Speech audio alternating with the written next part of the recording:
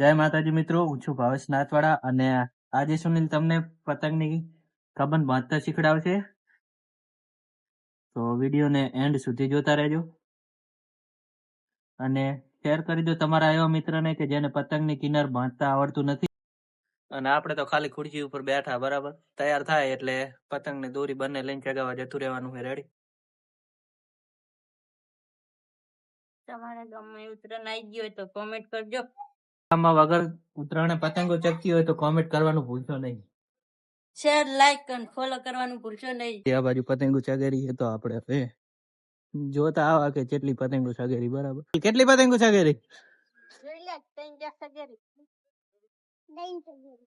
અલે તને દોરો ખાવામાં મજા આવે? ખા.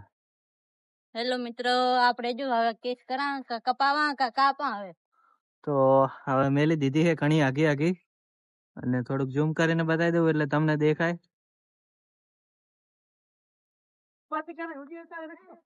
આ જો આ બધા કહેતા જાય છે કે એકલા પતંગ અને વિડીયો બનાવે, પણ કશો વાંધો નહીં, કેમ કે શરમ હોય સરકારને અને લાજ હોય ઘરના બહેરાને.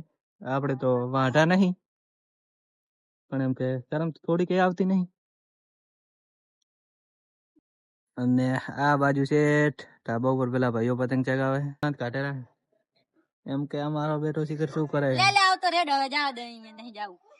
આપણે જવું પડશે હવે દુકાન બાજુ, કેમ કે દુકાને કોઈ બેઠું નથી